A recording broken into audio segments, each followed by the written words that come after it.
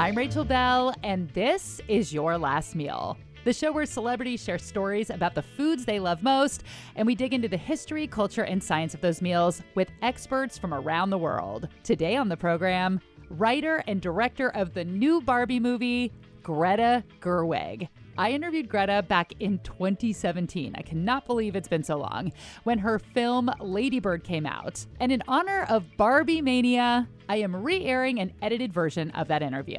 Have you seen the Barbie movie yet? I have not, and I am dripping with FOMO seeing everybody post about it on Instagram. I'm finally going this weekend. My friends and I are having a pink potluck before the movie. I'm making beet-dyed pink deviled eggs. A friend is making beets with tahini sauce.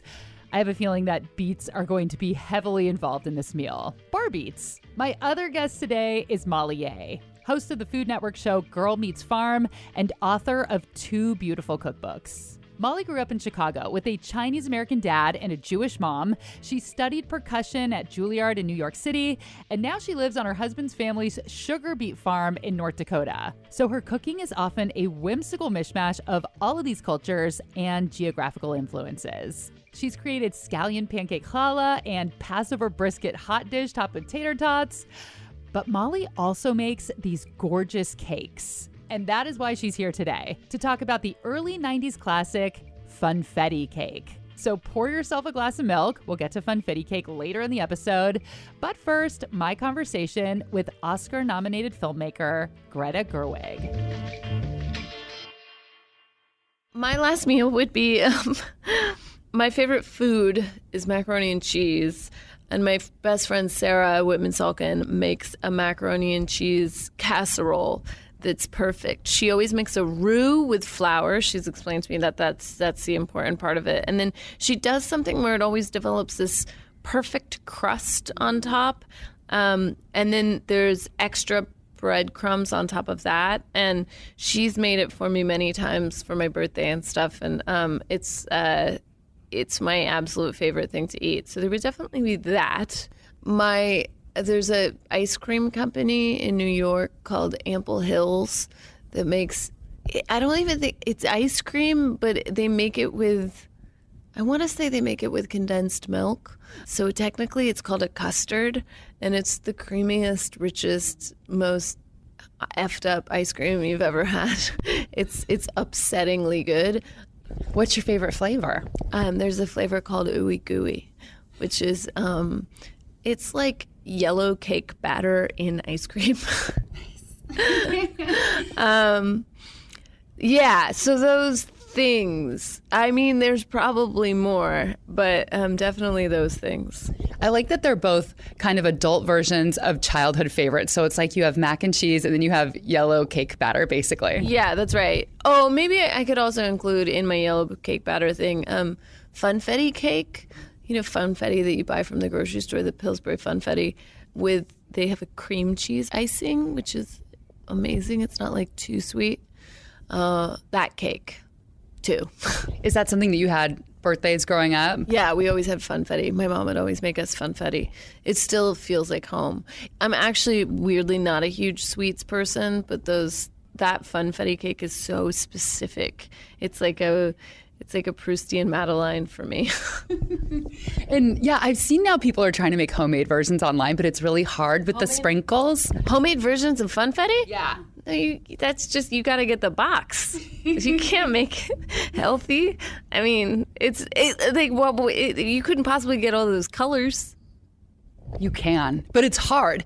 Really? Yeah. I have not gone down the rabbit hole of Funfetti, homemade Funfetti, but good for them for exploring this. Yeah. So did you get to ask what you wanted for your birthday, or did your mom just know and she would make that every year? Or every year was it like, what kind of cake do you want? No. I mean, I always wanted that cake, and that was the cake that was being made. It was like both together. Yeah. Did you have other birthday traditions in your family? Yeah. I mean, we'd always have, there would always be like a family party. We had the "You Are Special Today" plate. Do you know that plate? No. It's a red plate that says "You Are Special Today" around the outside. I think they made it in the late 70s, early 80s. They make different sizes of it. I have since found one that I can have in my adult life. And you would always get the "You Are Special Today" plate at breakfast, lunch, and dinner. That's awesome. So wait, now that you have your own, do you use it every day? No, I only bring it out on when it's my special day, when it's my birthday, when I am actually special that day. That's sweet. And so when you use it, does somebody usually cook for you on that day, or do you just like make your own toast and put it on the plate? I just put my eggs on that plate. I don't have a cook. Nobody's cooking for me in that way, but I use it. Do you guys know about the You Are Special Today plate? Aaron, have you ever heard of this plate? No, I don't know what this is. So it's a shiny, vibrant red plate that says, "You are special today" in white around the rim, and it says it twice so that no matter which way the plate is facing, you can still read the message. And the font is what I would describe as a Gaelic font, and there's a little flower design in the center of the plate. So the authentic version of this plate is made by a German ceramic company called Weltersbach, and this company was established in 1832. I couldn't figure out exactly when this plate was established, but on the website, this is what they say about the origin of the You Are Special Today plate. I did not expect it to go this deep. When some of the first immigrants to America arrived from Europe, this is like a Mayflower story. Wow. When some of the first immigrants to America arrived from Europe, they often carried with them few personal belongings. It was common to have very little in the way of formal dinnerware, with the exception of maybe one beautiful, brightly colored plate, which soon became a prized possession.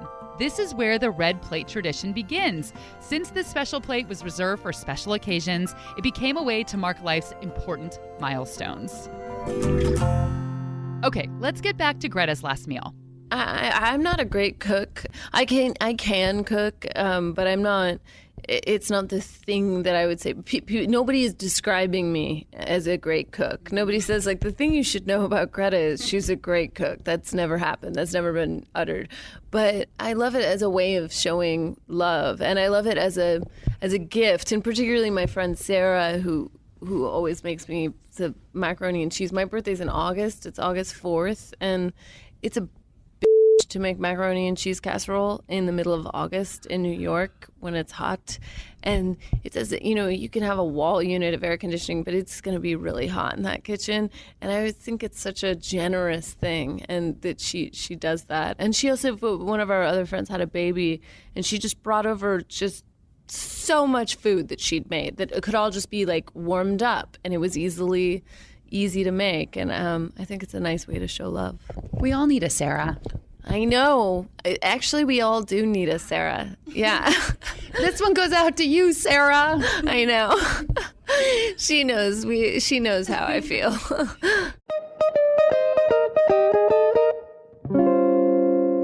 When I Googled your name and just the word food, all that kept coming up was that you shared a Thanksgiving recipe this year, your dad's stuffing. Yeah. Oh, God, that's got to be part of my last meal, too. Oh, the last meal is just getting more Carby. Well, that's my true love, as carb and dairies. He just came to New York and with my mom, and for Thanksgiving he made it, and so he made that recipe again. It's the Julia Child recipe. It's got olives in it, which is unusual for stuffing, and people always say, olives, which is great. But it's the best, and it's always so exciting when it starts going, and then I'm always stealing bites from it as it's cooking. Is it green olives or black? Black olives. Oh, that's even more rogue for some reason. I know. Get ready. Make that recipe. No, it's so good, though. What else is in it? I saw sausage. There's sausage. There's sausages. There's some chopped up capers, which I don't like regular capers, but I don't mind it in this. I mean, it's the regular bread and everything else. It's a lot of onions, garlic. I don't know. I mean, I just chop stuff and put them in. Because you're the best cook in the world. I'm the best helper and the best eater. My dad is a good cook, actually, and but my mom and I are like the sous chefs, where we prepare everything, on cooking shows where they always have bowls of things just ready. Oh, yeah. We're the people making the bowls of things. They call it mise en place. What is that again? Mise en place? Yeah, that's like when you see cooking shows and there's all the tiny bowls. I think it might mean like everything in its place or something like that, but it's like being super prepped. I see. Yes, that's sort of how I suppose the Blue Aprons arrive. Yes, everything in its place. Yes, yeah, exactly. Blue Apron is French for everything in its place. Yeah, exactly. You just little known fact. Yeah. Oh, it breaks my heart to have to say this to you, Greta, but we already did a macaroni and cheese episode. Celebrity librarian Nancy Pearl also wanted a gooey, cheesy macaroni and cheese casserole for her last meal. And she makes a recipe from the joy of cooking. So I recommend you listen to that episode if you haven't already. But for this episode, we are going to focus on the classic late 80s, early 90s boxed birthday cake, Funfetti, a white cake chock full of rainbow sprinkles. When we come back, the trials and tribulations of making a homemade Funfetti cake. Apparently, it's not as easy as it seems. I chat with Food Network TV host and one of my favorite food bloggers, Molly Yeh, who is known for her gorgeous cakes and incredible attention to detail. Molly even makes her own sprinkles. And as a former, and I guess if I was still in school, a current teacher's pet, I absolutely love this about her.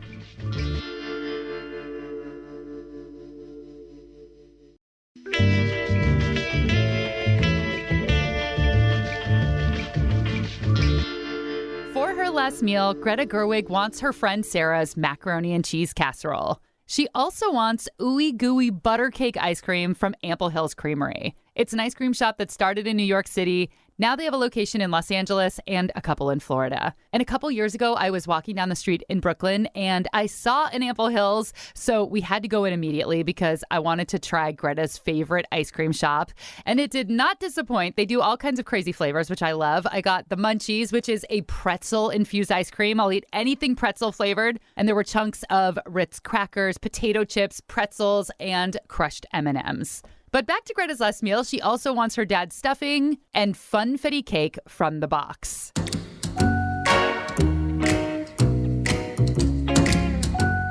Pillsbury has been making Funfetti since 1989.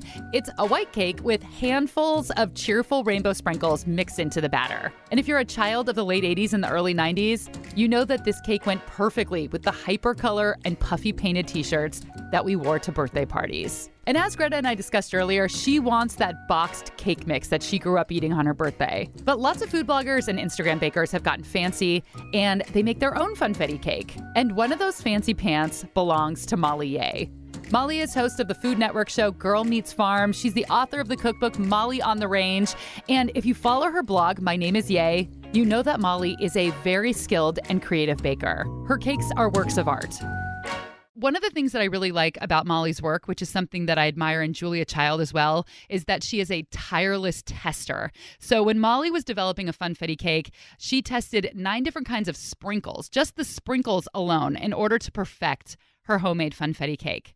All of the best birthday parties had a Funfetti cake, and they weren't like layer cakes. They were a sheet cake, usually made from the box. And that was like the gold standard of birthday cakes, I feel, for any child who grew up in like the late 80s or 90s.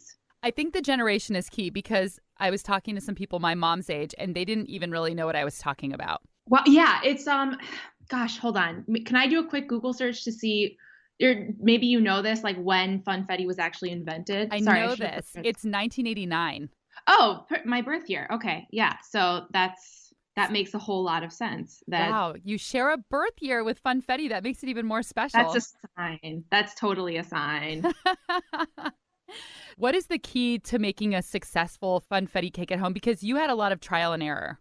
Yes. So there are a few very important elements about a Funfetti cake that's made from scratch. And the first thing that I want everybody to know that I feel like is kind of a misconception in the world of cake baking is that Funfetti cake is not just sprinkles in a vanilla cake. It requires a specific type of sprinkle because not any type of sprinkle will do. I tried a lot of like naturally colored sprinkles. I tried to use sanding sugars, which the color just melted out while it was baking. And then same thing with nonpareils, those itsy bitsy little balls that are really bright and really crunchy. You know what worked really well was homemade sprinkles. And then the best ones, though, the best and the easiest ones to use are those cylinders that you get from like the ice cream sundae section. And they're artificially colored as well, which is important. Now, the reason that those are important is because those are going to retain their color in the batter, like during the baking process. Those are going to be the brightest. Now, the cake is the other element that's important, obviously, because when you have a bunch of these colors dispersed throughout the cake. You want them to be bright and you want them to pop against a bright white cake. In order to make the brightest white cake possible, it's important to, number one, use only egg whites. And then when you take away the egg yolks, you're going to take away some of that richness. So I combated that by adding oil. So just like a clear, flavorless oil, which added more fat, took the place of the egg yolks, and then also, but it didn't add any color to the cake. And then another thing that does kind of two jobs is using clear imitation vanilla. And number one, that's not going to add that brown color that like a natural vanilla would add. And then at the same time, it's also going to add sort of like that nostalgic flavor that was so unique about the boxed Funfetti cake.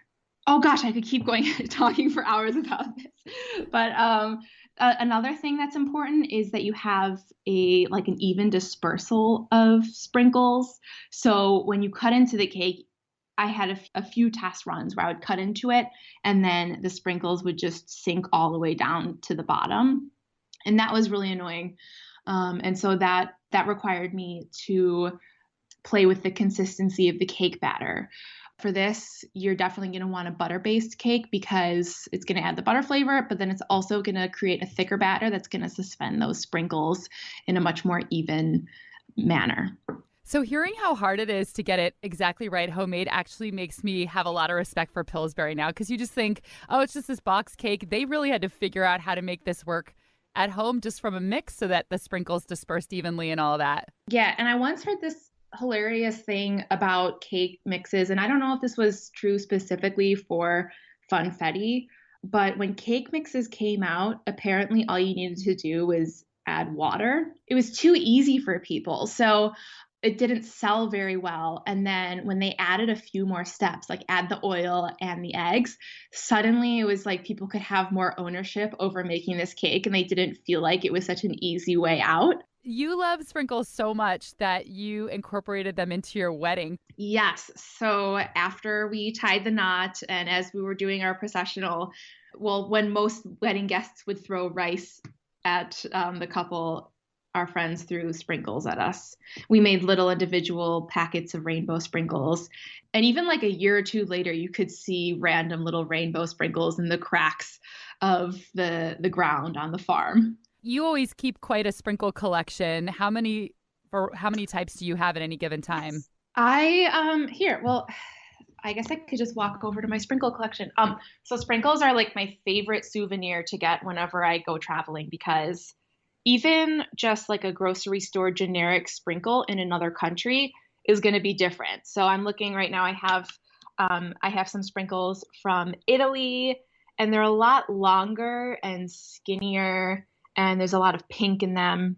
I have some from Israel, and I'm kind of just doing a rough estimate. Like, I don't know, probably like 20 to 25 jars of sprinkles are here, and out of them, probably about 15 are stale and bad, but I just love looking at them. And yeah, on that note, I told Greta about you and that you make the cake from scratch, and she was both confused and a little bit horrified. She was like, no, it only can come from a box. That is the way it's supposed to be. So I was wondering if the homemade version tastes like the box, or is it too good? Oh my gosh. First of all, I'm like really happy that you said my name in Greta Gerwig's presence. and maybe she'll like one day allow me to make her a homemade Funfetti cake. But okay, I do think about this. I think about how, you know, special the boxed cake was to our childhood, and that's why that clear imitation flavor is there, is because it has the flavor. But one thing I like about the Funfetti that I make is that it's just slightly denser. So it gives you a little bit more to sink your teeth into. I think the flavor is amped up a little bit more. My number one goal when I'm making cakes is that they've got to be moist. Like a dry cake is my biggest fear aside from death. But so it is moist. It is really flavorful, but I think the texture is a little bit more satisfying than the boxed cake. I can tell from the pictures on your blog how moist it is and how dense it is, and that It looks so good. Like I got a little drooly in my mouth just looking at the Yay! pictures. Yeah. Success. Because, yeah, that's the thing with the box cakes. They are always very fluffy. So fluffy. And it's almost like you're eating too much air when you're having a bite of it. And this is just a way to get more in your mouth at once. So you've made your own sprinkles. How do you make sprinkles? Oh, they're easy. They just take a lot of time and a lot of space.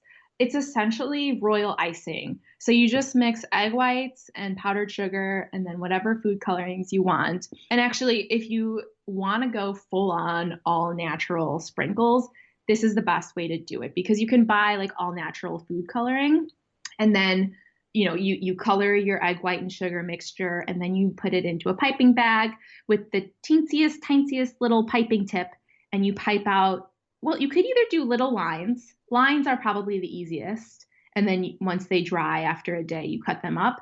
Or if you have like a lot of time on your hands, or if you want to sit in front of the TV and pipe out itsy bitsy little dots, you could do that. Is it worth making them, or did you just do it because you like to make the effort to make everything from scratch? I mean, if you like that type of thing, it's totally fun. It's relatively low maintenance for like what you're getting. I don't know. I don't do that for most of the funfetti cakes that I make.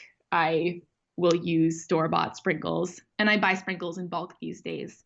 But if you really want to go that extra mile, it's fun to be able to say like, oh, I made these sprinkles. Or another thing you could do, I don't know how well this would work in funfetti, but a few years ago I made cayenne sprinkles, just added a little bit of a kick.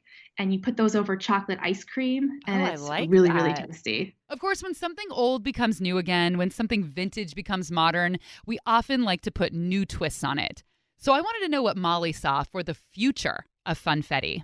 I think the future of funfetti, and don't steal this idea, anybody listening, is like different flavors of sprinkles, incorporating maybe different spices into sprinkles and sort of fusing the line between a sprinkle mix and a seasoning mix, or like a sprinkle mix and a dukkha, and adding nuts and different flavor, cardamom seeds maybe, and like sesame seeds, things like that. I think that's genius. I could totally see a bagel with, instead of the seeds on top, having sesame seed and poppy seed flavored funfetti, like a savory funfetti on a bagel. That would be so good. Let's do it. And so cute. Is there a way to have the base not be the royal icing so it wouldn't be so sweet? I don't know. Maybe like baking something, like making almost an itsy bitsy cracker. My aunt has a freeze dryer. Maybe we could just freeze dry a bunch of stuff and see how it funfettis. I like how you said we, because like I'm gonna totally come over and I'm just gonna pop on by. We're gonna have a funfetti party. Yeah. Yes, a savory funfetti party. I love that. Molly, thank you so much for chatting with me about funfetti. This was so fun. Fetty. Thank you. We are gonna take a quick break, but when we come back, more with Greta Gerwig. She'll tell us about her recent first magical meeting with Justin Timberlake.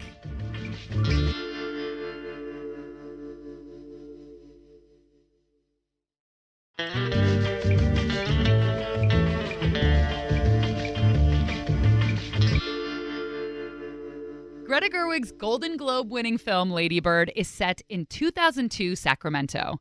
So Greta wanted to get a bunch of popular music from that time to play in the film. I loved reading about all of the personal notes that you sent to the musicians of whose music you wanted to use in the film. Dave Matthews, Alanis Morissette, and Justin Timberlake. And I also wrote a letter to like Ani DeFranco and Steve Sondheim and Steven Sondheim. I don't call him Steve. I just use that like as if he and I've never met him. But yeah, I mean, I wrote all these letters to really like try to explain to them what the movie was and explain why I wanted to use the music because, they have to give approval, obviously, of letting you use their songs. And it was set in such a specific time and place. And I thought that the music could really help draw the audience into that. Did you get personalized letters back or did you get like letters from their people? No, I never got letters back. I just heard, yes, they're fine with it, which is like all you really need. You just wanted Justin Timberlake's signature, and he would not give that to you. No, he withheld it, but I got to meet him. So yeah, I got to meet him a couple weeks ago, and it was very exciting. And he obviously remembered that he gave me permission to use his song, and I said thank you very much in person. He wasn't coming over to sue you. No, we were at the same event, and I very dorkily went up to him and said, Mr. Timberlake, thank you. And he said, call me Justin. Oh. Actually, he might not have said that. That might have been just a thing I made up in my head. I think he said, call me Justin. In my mind, he said, call me Justin. And that was Greta Gerwig's Last Meal. Her new film, Barbie, is in theaters now, and it is the biggest film debut in history directed by a woman. Thanks to Molly Yeh. There are 12 seasons of Girl Meets Farm for you to enjoy on the Food Network. And earlier this year, she opened her first restaurant. It's in East Grand Forks, North Dakota. It's called Bernie's. This episode was originally produced by Aaron Mason and Laura Scott. Your Last Meal was created by me. I'm also the host and current producer. Theme music by Prom Queen. Please support the show by giving a nice rating or writing a nice review on Apple Podcasts. You can follow along on Instagram. I'm Hello Rachel Bell, Belle, and sign up for my newsletter. It's rachelbell.substack. You can also find a link in the bio. I'm Rachel Bell, and this is Your Last Meal.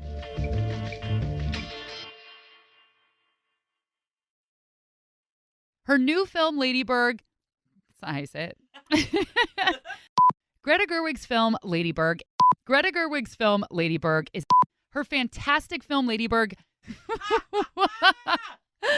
Wow. It's so weird. It's so weird. Can you give me that again? You said Lady Berg. I did? I keep wanting to say Lady Bird. It's so hard. Greta Gerwig's film, Lady Bird. Lady Bird. Ah! Ah! Greta Gerwig's film, Lady Bird. Gerwig. This is crazy. Gerwig. Gerwig. Yeah. Okay. Stay for the end of the episode where you can hear cut footage of Rachel's stroke.